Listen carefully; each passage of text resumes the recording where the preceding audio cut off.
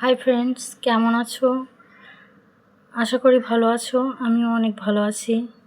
আজকের ভিডিও শিশু বেড়ে ওঠার ক্ষেত্রে তার বংশগত বৈশিষ্ট্য, শিশু বেড়ে ওঠার ক্ষেত্রে তার মায়ের সত্তা ও বংশগত বৈশিষ্ট্য।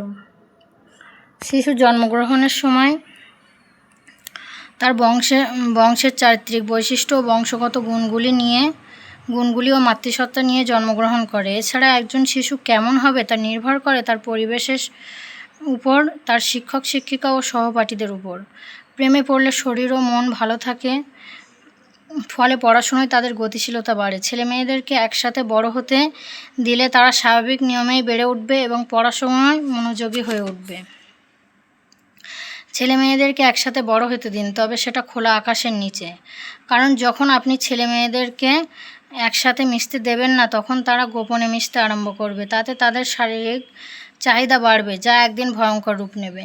লোহা যেমন চুম্বককে আকর্ষণ করে, তেমনি নারী পুরুষকে আকর্ষণ করে এবং পুরুষ নারীকে আকর্ষণ করে। আপনি যদি তাদেরকে আলাদা করতে চান, আপনি বিচ্ছিন্ন হবেন, তারা নয়।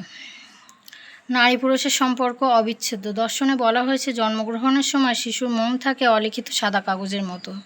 জন্মের পর শিশু তার পারিপার্শ্বিক পরিবেশ থেকে ধীরে ধীরে শিক্ষা গ্রহণ করে। তাই শিশুকে বড় করে তোলার ক্ষেত্রে শিশুর বাবা মায়ের পাশাপাশি পারিপার্শ্বিক পরিবেশ ও তার চারপাশের মানুষজনের সুষ্ঠু ব্যবহার অত্যন্ত গুরুত্বপূর্ণ।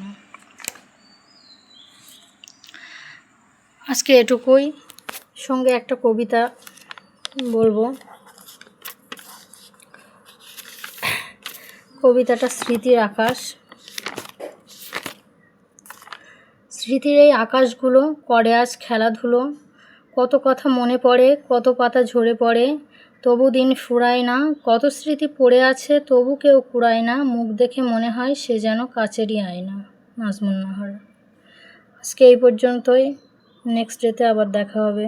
ভালো থেকো সবাই।